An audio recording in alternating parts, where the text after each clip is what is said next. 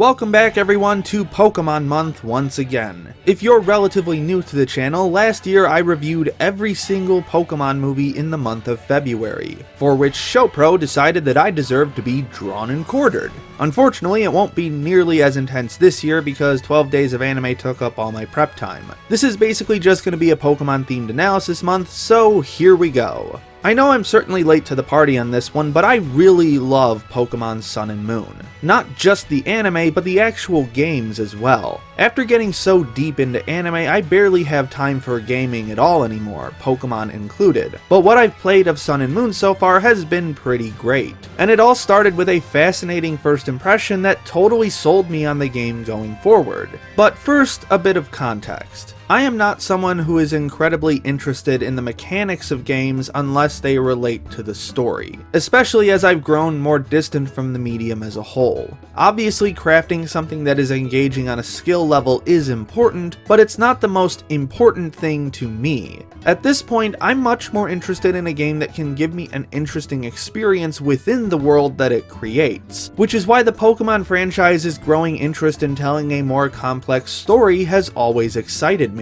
You could see some vague hints of this in Diamond and Pearl, but it was Black and White that made the first huge steps forward in that regard. And the plots of each game, as well as how they convey said plots to the player, have been growing more interesting and more complex ever since. This leads me to Sun and Moon, which has had by far the best introduction to any Pokemon video game I've ever played in terms of what I want from a Pokemon game.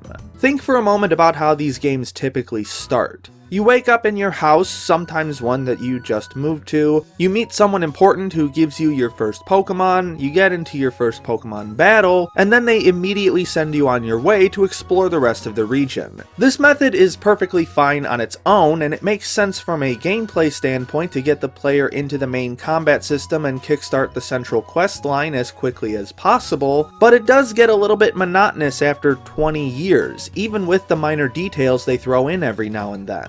Sun and Moon takes a different approach, though you might not have even noticed just how different it is because it eases you into those differences rather subtly at first. It starts off similarly enough, the person who's supposed to give you your Pokemon isn't around, so you need to go find him. However, rather than finding that person, you instead run into Lily, who was shown to us earlier in a cutscene. Rather than stumble into the main storyline of the game after already playing for several hours, it comes to you almost immediately, thus giving the player a stronger connection to the story. Obviously, the core appeal of Pokemon isn't in the story, it's in the Pokemon, as I've said many times before. But what's important here is that the player is tied to the plot almost immediately, rather than just being some kid who happens to get caught up in the plot halfway through their journey. Now, your mileage may vary on which scenario you prefer, but again, after 20 years of mostly the same thing, it's a nice change of pace. What really sets Sun and Moon apart though is what comes after.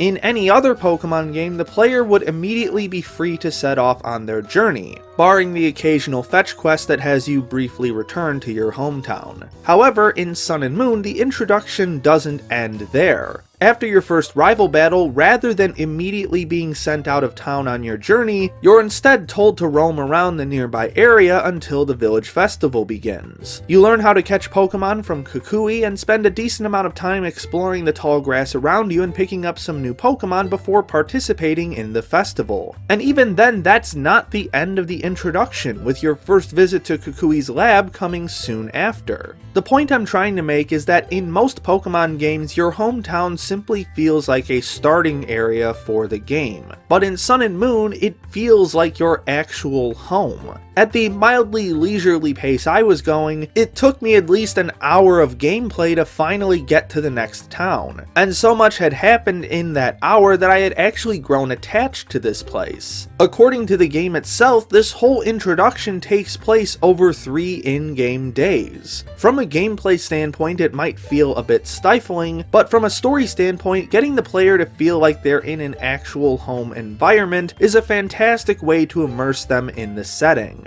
It certainly helps that there are plenty of more minute points that flesh out this introduction even more as well. Whether it be the increased personality depth of the NPCs, Lily in particular, or the ambiance of the setting, like when you walk towards the village square for the festival and you can hear the festival music grow louder as you draw closer to your destination, there are plenty of small touches that add a great deal to the overall experience. I even love the scene where you wait for the starter Pokemon you chose to choose you as well, because it plays on the idea of cooperating with Pokemon. It might seem unimportant in the grand scheme of things, and those who are more into the game mechanics might not find it as interesting, but this prolonged, more methodical take on a Pokemon game's introductory sequence made me more excited to play a Pokemon game than I've been since probably Heart Gold and Soul Silver, the remakes of my very first Pokemon journey. So here's hoping I find even more great things to talk about once I finally make it all the way through.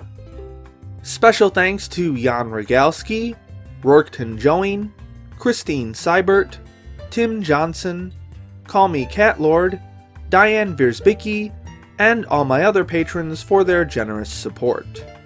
My name is Ember, and I'll see you next time.